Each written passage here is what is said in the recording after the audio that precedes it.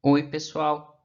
Hoje nós vamos falar a respeito de alguns transformadores de medida, que são os transformadores de corrente e os transformadores de potencial. Esses elementos são aqueles instrumentos utilizados para adquirir os dados da rede necessários para a correta atuação dos relés de proteção. Os transformadores de medida, ou transformadores de instrumentos, são equipamentos que permitem aos instrumentos de medição e proteção funcionar adequadamente sem que seja necessário possuírem correntes e tensões nominais de acordo com a corrente de carga e tensão do circuito principal. Então, se eu tenho um TP, transformador de potencial, ligado em 230 kV, ele vai reduzir para tensões padronizadas, por exemplo, 115 volts, para alimentar o meu relé de proteção ou o meu instrumento de medição de faturamento, por exemplo. Da mesma forma funciona com os TCs. Se eu tenho um TC, por exemplo, em que a linha principal ela passa 1000 amperes, o meu relé não vai suportar essa corrente tão elevada. Então, o meu TC reduz esse valor de 1000 amperes para um valor padronizado, por exemplo, de 5 amperes. Então, nós temos aqui os exemplos dentro de uma subestação de TPs e TCs. Os TPs, adiantando aqui um pouquinho, eles são conectados em paralelo. Aqui eu tenho um exemplo de um TP conectado em paralelo, em derivação, à minha linha. E eu tenho também aqui um TC. O TC, nesse caso aqui, ele é conectado em série com a minha linha. Então, aqui está passando a minha linha de transmissão e o meu TC é conectado em série, ok? É dessa forma, essa é a principal forma de identificação desses elementos dentro de uma subestação. Eles são muito parecidos, então eu tenho que identificar esses aspectos. Então aqui eu já estou caracterizando, né, repetindo, que o TP é ligado em paralelo, então ele funciona como se fosse um voltímetro, e o meu TC ele é conectado em série, como o circuito aqui, então ele funciona como um amperímetro. Falando agora dos TCs, ele é um transformador de instrumento cujo enrolamento primário é ligado em série com o circuito e o secundário destina a alimentar bobinas ou entradas analógicas de corrente de instrumentos elétricos de medição, controle ou proteção. Lembrando que o nosso foco aqui é justamente a função de proteção. Então, a bobina do primário do meu TC ele vai ser ligado em série com a minha linha, com o meu instrumento, que eu quero medir a corrente, e o secundário vai alimentar os meus relés de proteção, as bobinas dos meus relés de proteção. Aqui é evidenciado o esquema de conexão. Então, nós temos aqui o meu TC conectado em série com a minha linha, tem a minha linha aqui fornecendo uma corrente I1, né? Então, essa corrente I1 vai passar pelo meu enrolamento do meu TC, enrolamento primário do meu TC. Um enrolamento secundário, ele é acoplado por meio de um núcleo magnético, né, com o meu enrolamento primário. E aqui eu tenho a redução dessa corrente I2 por meio da diferença de número de enrolamentos do primário, definido por N1, e número de enrolamentos do secundário, definidos por N2. Então, a relação de correntes é definida por meio dessa equação, né? N1 vezes I1 é igual a N2 vezes I2. Esses são os itens que devem ser determinados para identificar, para parametrizar um transformador de corrente. O primeiro deles aqui é a relação nominal, né? Ou seja, é a relação entre a corrente primária e a corrente secundária, relação de transformação. Segundo é a tensão nominal, que está diretamente ligado à tensão da linha ou do equipamento o qual eu quero medir a corrente. Então, 69 kV, 138 kV e assim por diante. Aqui, em terceiro lugar, nós temos o nível básico de isolamento, NBI, que é a tensão máxima suportável pela isolação dentro dos limites especificados. Então, por exemplo, no sistema de 69 kV, esse NBI varia entre 325 e 350 kV. Isso está diretamente ligado à tensão de surto durante um surto atmosférico. Em quarto ponto aqui nós temos a frequência nominal, que normalmente é ou 50 Hz ou 60 Hz. Temos a carga nominal, que vai ser explicado mais à frente. A classe de exatidão está diretamente ligada aos erros do meu TC. Serviço dele seja ele para medição ou proteção. O nosso foco aqui é justamente a proteção. O número de núcleos e a finalidade dele. A finalidade é medição ou proteção, né? E o número de núcleos pode ser definido caso o meu TC tenha essas duas funções. Por exemplo, se eu tenho um mesmo TC que faz medição e também faz a função de proteção, eu tenho núcleos separados, núcleos distintos, 2 núcleos para o mesmo TC. O fator térmico nominal, que nada mais é que a corrente máxima que o TC deve suportar em regime permanente. Então, tem várias faixas de FT, ou fator térmico. Então, o mais utilizado é o FT igual a 1,2. 1,2 significa que ele suporta até 120% da corrente nominal especificada nele. O fator de sobrecorrente, que o padrão é o fator de sobrecorrente igual a 20 para proteção, para TCs de proteção. Nós vamos falar mais à frente sobre esse fator de sobrecorrente. Corrente suportável nominal de curta duração é a corrente nominal que ele suporta durante um período curto de tempo. Valor de crista nominal da corrente suportável de curta duração. Esse é o valor de crista de corrente, normalmente associado também à corrente de surto.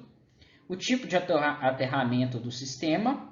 O uso interno ou externo, se ele é, por exemplo, numa subestação aérea ou uma subestação isolada SF6. E, finalmente, nós temos a nossa polaridade, que ela pode ser aditiva ou subtrativa. Lembrando que o padrão para transformadores de uma forma geral é a polaridade subtrativa. A corrente nominal do meu TC é separada entre as correntes nominais primárias e correntes nominais secundárias. A corrente nominal primária ela é compatível com a corrente de carga do circuito. Então, por exemplo, se eu tenho um transformador de corrente conectado a uma linha de transmissão em que a corrente nominal dele é de 200 amperes, a minha corrente primária no meu TC vai ser 200 amperes, ou um valor muito próximo a isso. A corrente secundária é normalmente padronizada. Ela é padronizada e normalmente é 5 amperes. Em alguns casos especiais, quando aparelhos normalmente relés de proteção são instalados distantes dos TCs, pode-se adotar uma corrente não de 5 amperes, e sim de 1 ampere, porque isso reduz a queda de tensão nos fios de interligação. A corrente nominal dos TCs é caracterizada pela NBR 6856 de 2015 de acordo com algumas simbologias. Então, ela define sinais e as funções desses sinais. Então, o sinal de 2 pontos ele representa a relação nominal, também chamado de RM. O sinal de traço ele separa as correntes nominais de 2 enrolamentos diferentes. Por exemplo, pode ser do enrolamento primário para o enrolamento secundário. O X, a simbologia de um X, ele separa correntes nominais obtidas por conexões, seja ela série ou paralela. O sinal de barra única aqui separa correntes nominais e relações nominais obtidas por derivações no secundário. Derivação nada mais é do que os TAPs, né? As derivações, né? Nesse caso aqui uma barra simples do secundário. Já no caso das barras duplas é para derivações já no primário, ok? Então vou passar alguns exemplos aqui de como utilizar esses sinais, essas simbologias. Esse primeiro exemplo aqui é um TC com um único núcleo, um enrolamento primário com ligação série paralela e um enrolamento secundário. Notem aqui que eu tenho 2 enrolamentos separados, porém isso aqui é para eu realizar a conexão série paralela. Então, se eu utilizar a conexão série aqui, a corrente que vai fluir por esse enrolamento, que não ultrapasse o valor máximo de corrente, deve ser necessariamente 100 amperes. Se eu conectar esse enrolamento aqui em paralelo, a corrente vai dividir entre um enrolamento e outro. Então, a corrente que vai chegar aqui, a corrente do sistema que vai passar por ele, pode ser de até 200 amperes. Então, ele vai dividir 100 amperes para um enrolamento, 100 amperes para o outro enrolamento. Então, para a conexão paralela, eu tenho uma corrente nominal primária de 200 amperes e para a conexão série, eu tenho uma corrente nominal primária de 100 amperes. Então, como vai ficar a definição da nossa simbologia aqui? Então, utilizando as correntes nominais do primário e do secundário, nós vamos definir ele como sendo um traço aqui. Então, a corrente nominal do secundário é 5 amperes, então já coloquei aqui um 5. E a corrente nominal do primário pode ser 100 ou pode ser 200. 100 é caso eu conecte em série e 200 é caso eu conecte o primário em paralelo. Caso eu queira utilizar a relação de transformação sem as correntes nominais, eu utilizo a simbologia de 2 pontos aqui. Então, o secundário eu normalmente deixo com uma corrente de 1, e no primário eu divido tudo por 5, fica 20 para 1 ou 40 para 1, dependendo da conexão.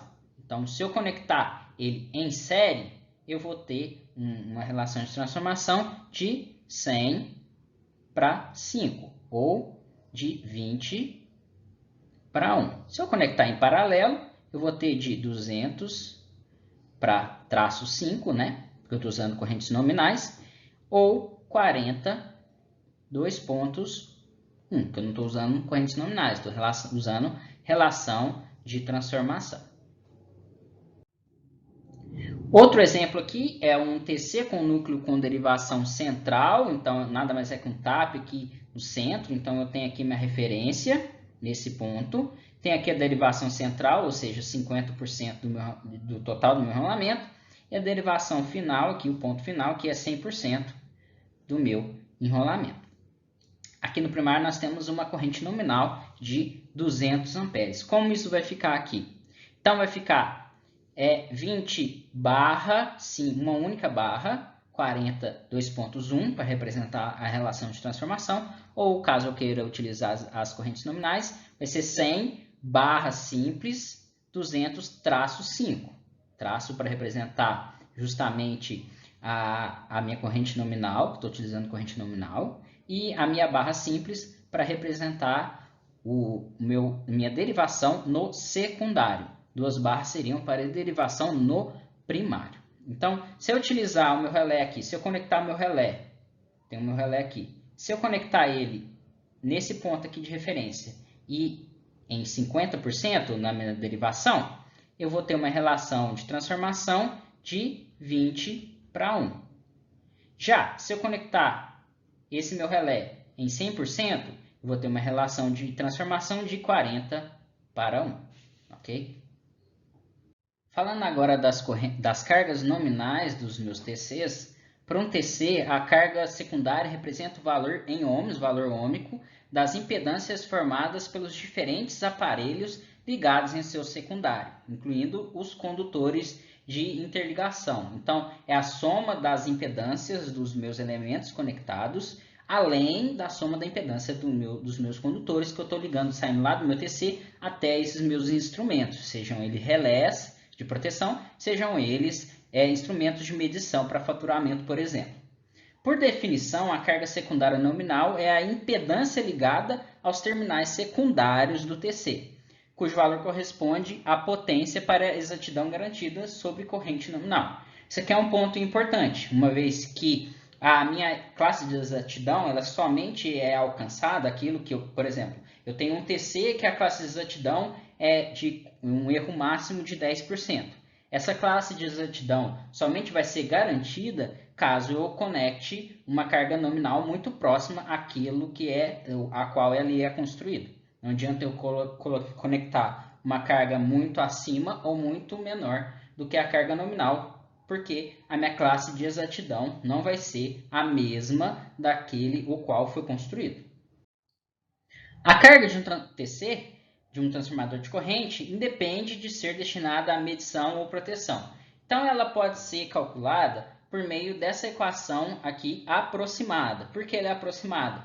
Porque eu estou levando em consideração que todos os fatores de potência são iguais. Então, eu estou fazendo uma soma algébrica e não uma soma vetorial, ou uma soma fasorial.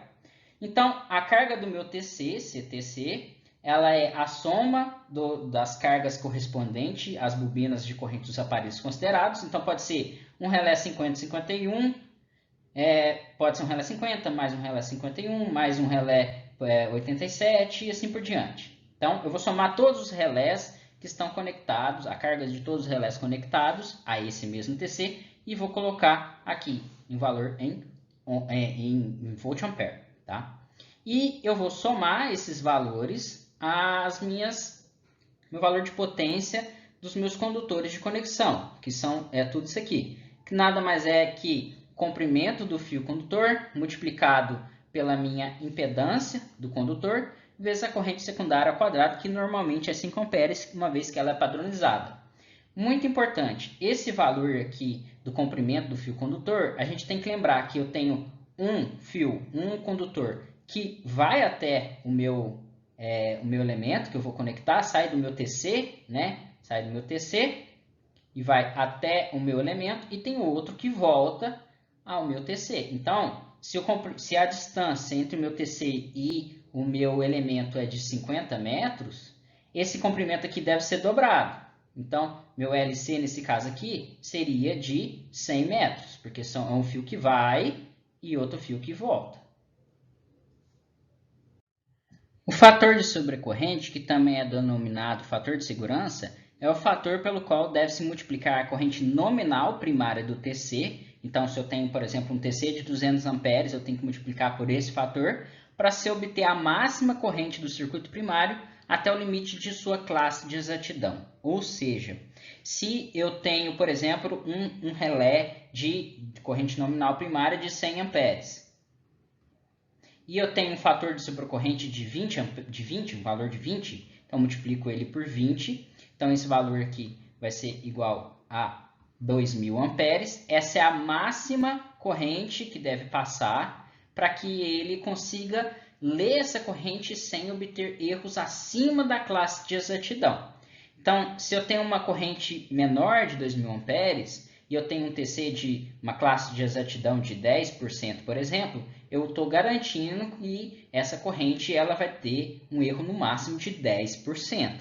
Agora, se eu tenho uma corrente que passa no primário dele de 5.000 amperes, ou seja, maior que 2.000 amperes, eu não garanto que essa corrente no secundário seja dentro dessa classe de exatidão de 10%. Então, pode ter um erro maior que 10%.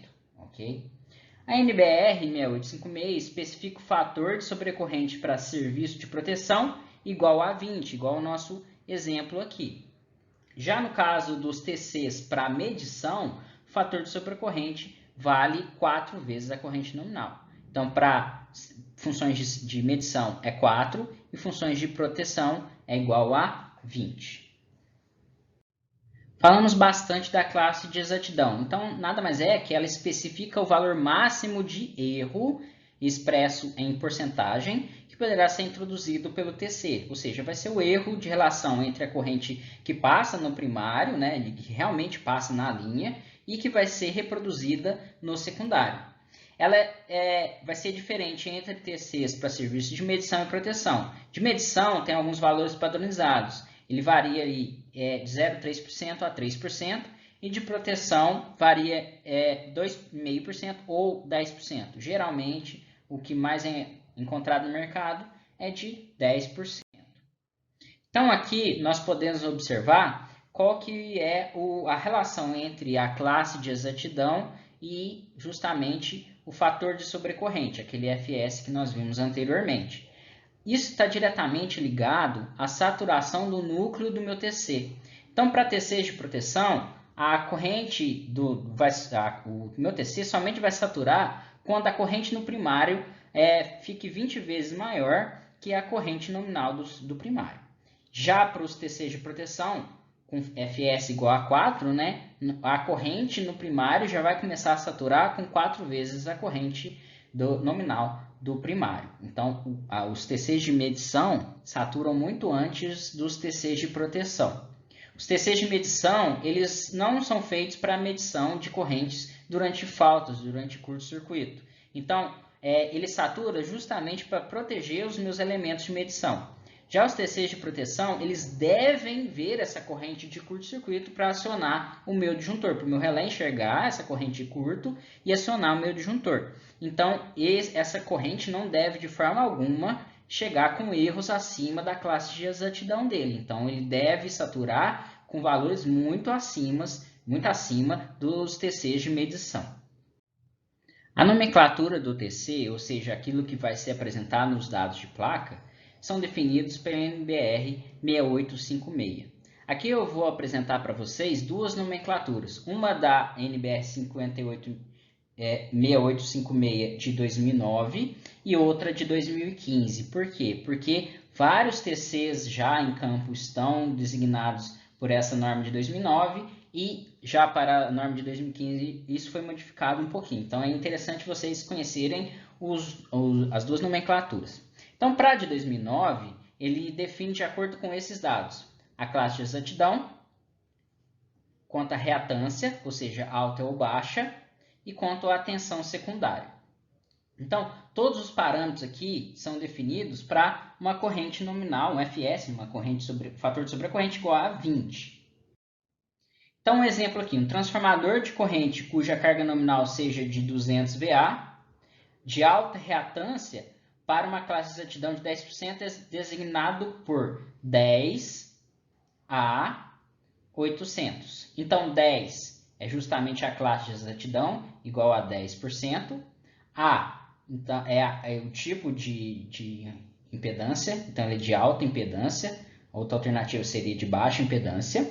E 800 é justamente a tensão secundária, que está diretamente ligado à potência da carga nominal. 800 volts é igual a uma carga nominal de 200 VA. Para a NBR 6856 de 2015, agora, os TCs são classificados de acordo com a classe de exatidão e requisitos de uma corrente de curto-circuito simétrica. Então, aqui, ó, a caracterização das classes de proteção é definido por esses dois símbolos aqui, P e PR, né? Então, aqui eu tenho um exemplo.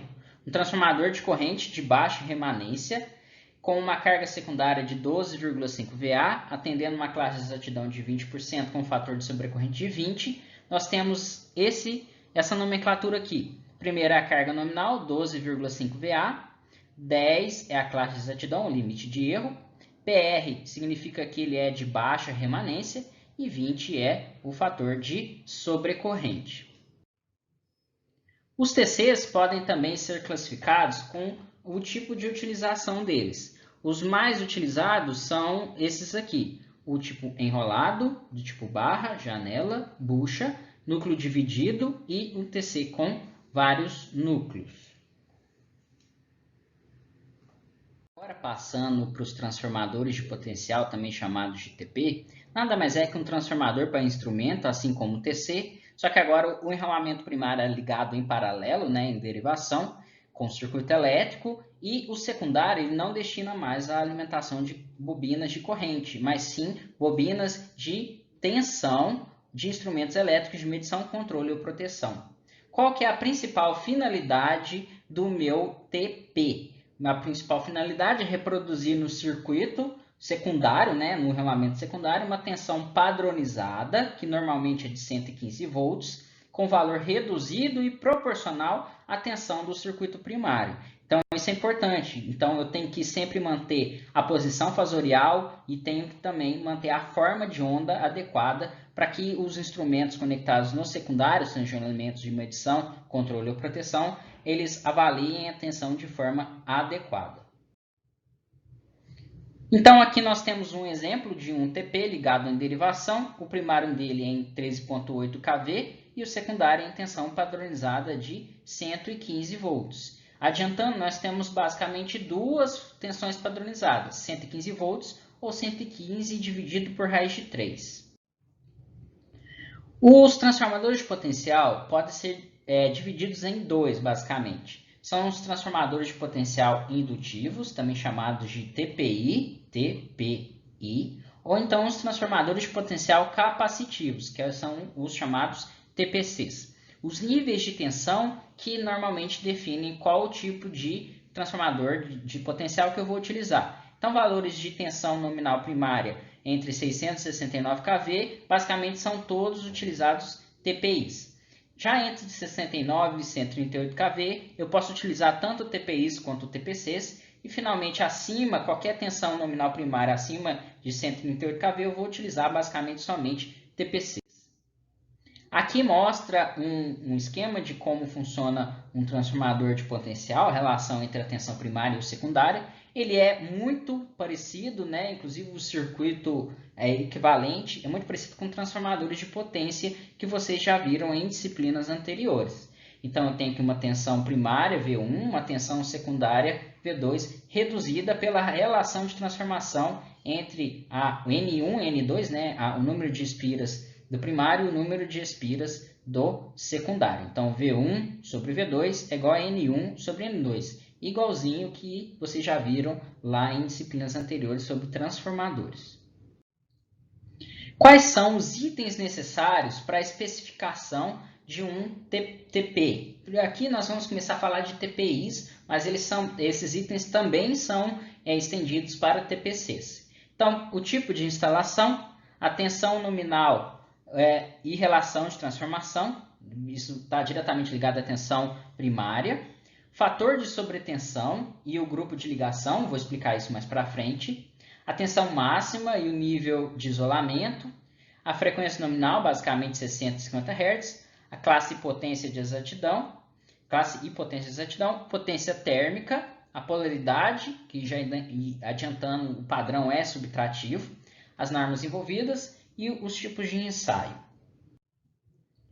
Aqui, então, entrando no TPI, o transformador de potencial indutivo, nós vamos especificar alguns itens. Esses itens também são especificados lá para o TPC. O primeiro deles é o fator de sobretensão, FST.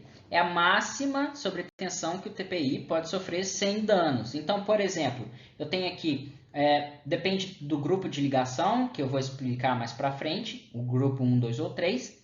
Mas do grupo 1, por exemplo, eu tenho um fator de sobretensão de 1,5 de forma contínua. Então, eu suporto uma tensão uma sobretensão de 15% a mais do nominal. Então, se eu tinha uma tensão nominal de 100 volts, por exemplo, ele suporta até 115 volts, tanto de regime contínuo quanto durante 30 segundos.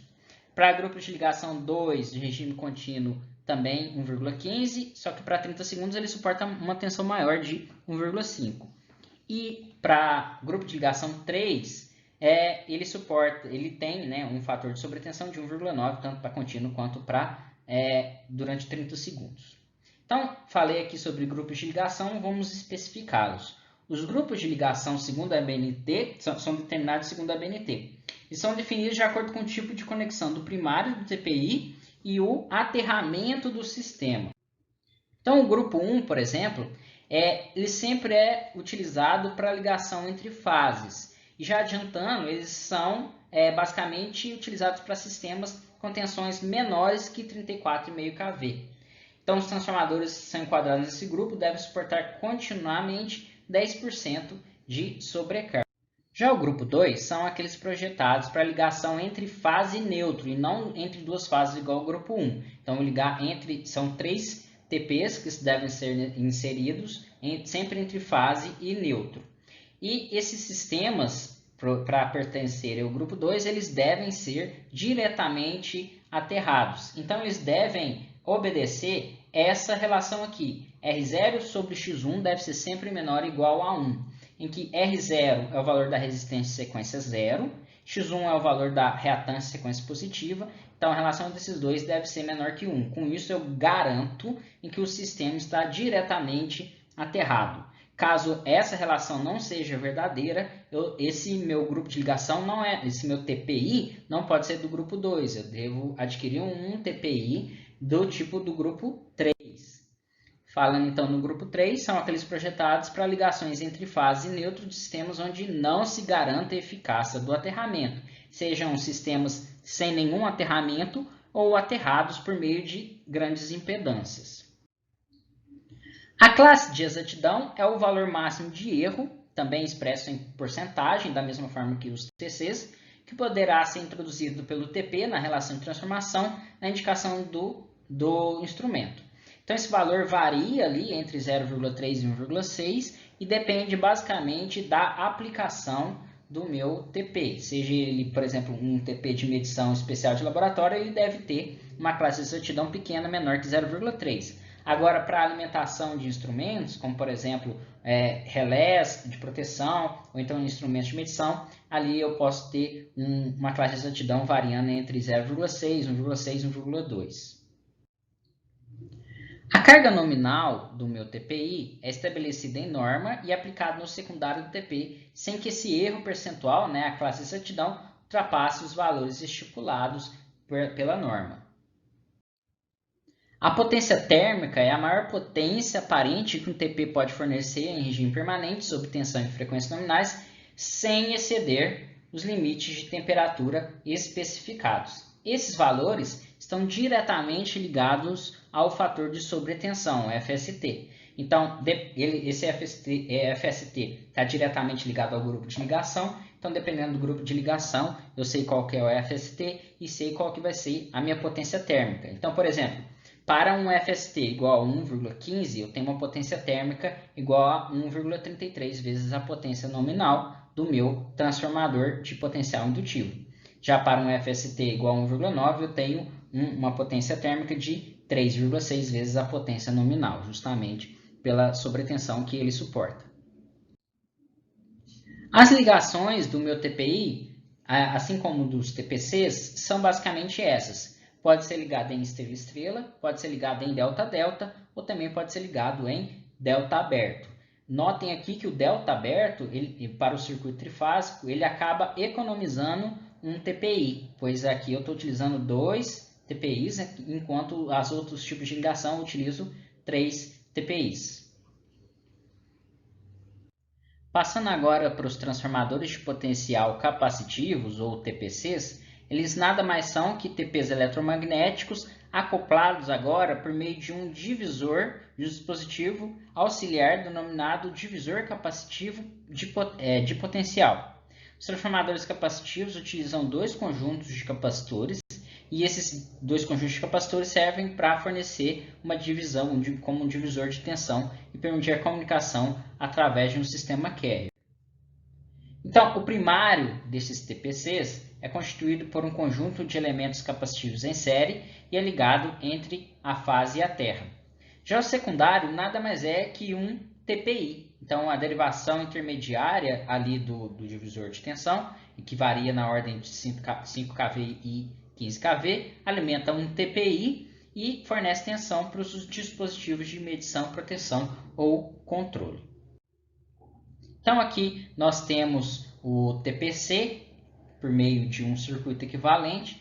Aqui no primário temos aqui o nosso divisor capacitivo nos 2 capacitores. Aqui nesse ponto T aqui é onde acontece a divisão de tensão, que esse valor varia aqui entre 5 kV ou até 15 kV. Temos aqui um gap. Em função desse gap é justamente caso a tensão, né, nesse secundário aqui ultrapasse o valor de suportabilidade dos capacitores, esse gap vai fornecer um caminho de baixa impedância, vai abrir um arco aqui, vai fornecer um caminho de baixa impedância para que não danifique os meus capacitores.